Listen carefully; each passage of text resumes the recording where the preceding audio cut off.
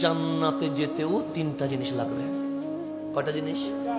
এক, পাসপোর্ট লাগবে। কি লাগবে? দুই, ভিসা লাগবে। তিন, ইমিগ্রেশন সিল লাগবে। পাসপোর্ট মানে ঈমান। ঈমান ছাড়া জান্নাতে যাওয়া। পাসপোর্ট যখন এসে গেছে, আল্লাহ বলে ভিসা লাগাও। মাওলা ভিসা কোত্থেকে লাগাবো?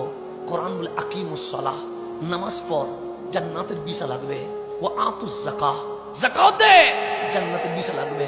কুতিবা আলাইকুমুস সিয়াম, রোজা রাখো, জান্নাতের ভিসা লাগবে। আতিমুল হজ, হজ করো, জান্নাতের ভিসা লাগবে। ওয়াবিল ওয়ালিদাইনি ইহসানা, মা বাবার সেবা করো, জান্নাতের ভিসা লাগবে। ইন কুনতুম তুহিব্বুনাল্লাহ ফাত্তাবিউনি, আমার নবীর গোলামি করো, জান্নাতের ভিসা লেগে যাবে। তাহলে ঈমানের নাম পাসপোর্ট, আমলের নাম ভিসা।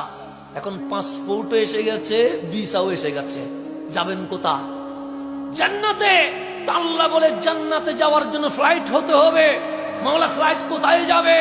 আল্লাহ বলে দুনিয়ার ফ্লাইট কবর হয়ে এয়ারপোর্টের নাম হাসরের ময়দান, তোমাকে হাসরের ময়দানে নামতে হবে। ফ্লাইট লাগবে কি লাগবে না?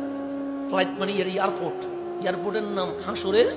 সেজন্য আল্লাহ বলছেন ইজা জুলজিলাতিল আরদ জিলজালাহা, একদিন সময় আসবে এই জমিন তত্তর করে কেঁপে উঠবে, জমিন আসমান টুকরো টুকরো হয়ে যাবে। কবরটা তোমার বিমান, এটা ফ্লাইট শুরু করেছে, হাজার বছর লক্ষ বছর ফ্লাইট করছে।